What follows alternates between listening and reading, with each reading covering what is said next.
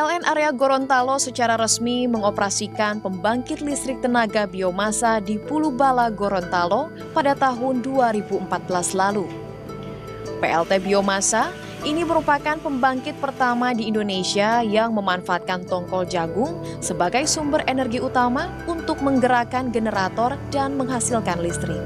Pembangkit berkapasitas 500 kW ini didesain untuk membantu beban puncak pemakaian listrik di Gorontalo. Meskipun kapasitasnya masih cukup kecil, kehadiran pembangkit ini menjadi warna baru pembangkit listrik tenaga biomasa di Indonesia. Assalamualaikum warahmatullahi wabarakatuh. Halo semuanya, berjumpa lagi. Dan kali ini kita akan membahas tentang pemanfaatan sumber daya energi, khususnya energi alternatif. Sumber energi terbagi menjadi dua. Ada energi terbarukan dan energi tak terbarukan. Apa itu energi terbarukan dan apa itu energi tak terbarukan? Energi terbarukan adalah energi yang dihasilkan dari sumber alami atau proses alam yang berkelanjutan. Misalnya matahari, angin, arus air, proses biologi, dan panas bumi. Sementara energi tak terbarukan adalah energi yang diperoleh dari sumber daya alam yang proses pembentukannya berasal dari sisa makhluk hidup pada zaman dahulu dan membutuhkan waktu yang cukup lama, misalnya minyak bumi, gas alam, dan batu bara. Energi alternatif.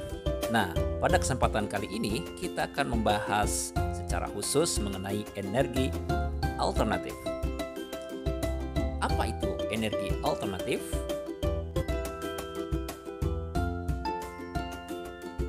Energi alternatif adalah energi pengganti bagi energi yang berasal dari bahan bakar fosil.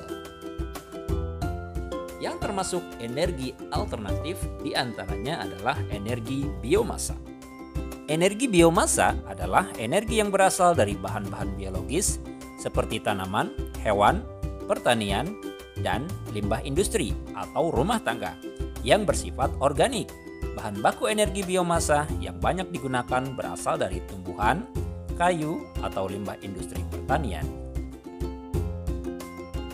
Nah, berikut ini adalah keunggulan pemanfaatan energi biomasa dan proses terbentuknya energi biomasa. Dengan menggunakan energi biomasa, kita dapat mengurangi impor bahan bakar fosil dan secara langsung membantu meningkatkan kemandirian energi. Pemanfaatan biomasa yang berasal dari limbah dapat membantu untuk mengurangi tingkat polusi dan emisi rumah kaca. Energi biomasa didapatkan dengan cara fermentasi atau pembusukan bahan organik seperti sisa tumbuhan, makanan, limbah dari hewan maupun manusia. Dari pembusukan itu menghasilkan biogas yang dimanfaatkan sebagai bahan bakar agar dapat menggerakkan pembangkit listrik dalam skala kecil untuk penerangan rumah. Selain dapat menghasilkan listrik, hasil dari biomasa pun beragam. Ada biomasa yang berupa gas metana yang sering digunakan ibu kalian untuk memasak. Ada juga etanol yang merupakan bahan bakar alkohol yang terbuat dari gula yang diambil dari tanaman seperti jagung, gandum, dan kentang. Etanol digunakan sebagai bahan bakar alat transportasi. Umumnya dicampur dengan bensin yang kemudian campurannya disebut gas ohol. Terakhir ada yang namanya biodiesel. Biodiesel adalah bahan bakar terbarukan yang dapat dipakai untuk bahan bakar mesin diesel.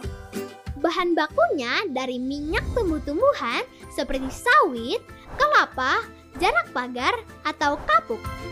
Nah, sekarang nggak perlu kaget lagi ya. Ternyata banyak limbah yang dapat diolah menjadi energi listrik dan berbagai macam bahan bakar yang membantu kehidupan kita sehari-hari. Kira-kira selain energi biomasa, energi apa lagi ya yang dapat diubah menjadi listrik? Nah, itu dia manfaat penggunaan energi biomasa dan bagaimana proses terbentuknya energi biomasa.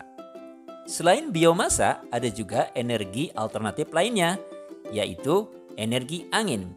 Energi angin adalah energi yang berasal dari kekuatan daya tiup angin.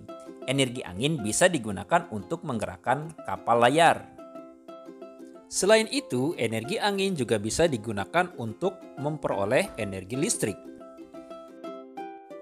Selanjutnya adalah energi air.